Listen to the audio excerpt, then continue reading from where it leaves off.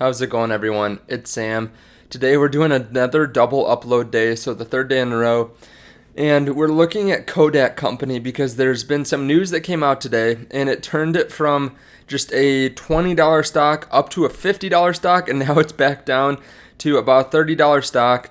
Just yesterday, it was just about $8 at the end of day, went up through the pre-market and doubled, and then it's gone up since then too. So we're going to look at the news that came out today from the government, and actually it was yesterday after market hours what came out that turned this company from almost a penny stock up to a $30 stock. And it's pretty interesting. It's not really something that I think you can replicate in the future unless you have some inside information on this, but it's just something to keep in the back of your mind. I will talk about whether I'm going to buy the stock or not, and then just talk about some of the pros and cons of what's happening right now. So if you don't know, Kodak Company is a camera-related products company that has a basis of photography. So if you think about like Kodak printers, they've been around since 1888, and they have been kind of decreasing in value over the last however many years. If you look here on the max chart here in 2014, they were $37 a share, and it's just gone down and down and down. It's been a pretty terrible investment up until the last couple days. So what happened was the federal government released information, and Trump released information that they were going to give a huge loan to Kodak to make drug ingredients.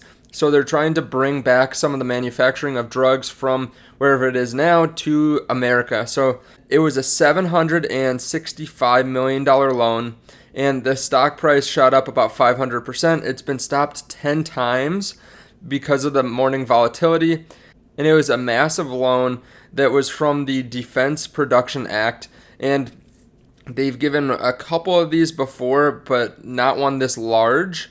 And as you can see here, their executive chairman says that they're proud to be part of strengthening America's self-sufficiency in producing key pharmaceutical ingredients that they need to keep their citizens safe. Now, I've been looking around to see the exact terms of this $765 million loan, but I can't find it. If you guys can find it, please put in the comments below. I'd love to hear it. But they have gotten a lot of support from other governors. As you can see here, Governor Cuomo is saying, never again do we want to rely on shipments from China or elsewhere in order to get life-saving medical supplies. So that's a good sign. It's not like the government and other governors are hating Trump for doing this, at least from what I've seen. Now, just looking at Kodak as a company, you can see here their revenues for the last 5 years. They were about $1.8 billion, and it's slowly gone down to about $1.2 billion. They've had a really tough time since digital cameras came out, and everyone has cameras on their iPhones, so that's difficult for them. As you can see down here, their net income is kind of all over the place, from negative $80 million up to positive $116 million. They were a company that was right around a $1 to $2 stock before this massive jump recently. I think this is a great thing for Kodak, obviously, because this loan is massive, first of all, so they can convert a lot of their production to the drugs that they're going to produce. Their balance sheet will kind of be bolstered, and they can get away from the business that they were in before, their dying business right here. So they can move maybe to all pharmaceuticals, honestly. And I don't understand the whole realm of pharmaceuticals, but just from a business perspective, for them to be able to use about $800 million to move into a whole different line of work that is usually highly profitable, and they have the backing of the government to do this. The government wants them to do well, obviously, because they gave this to Kodak. I think that that's a great sign. And remember, too, this company was under $100 million market cap just a few days ago. So the fact that they're getting this massive loan, let's say they can even just convert that to a net income of $100 million, that's going to be huge for them, right? So they were all over the board in net income before, but their market cap was just $100 million. If they can produce $100 million in net income over the next few years, they should be able to grow to maybe a $1 to $2 billion company, because that would give them a PE ratio between 10 and 20. And that would be great for the company. That would still increase them significantly from where they're at now. And I really like the move that Kodak is making.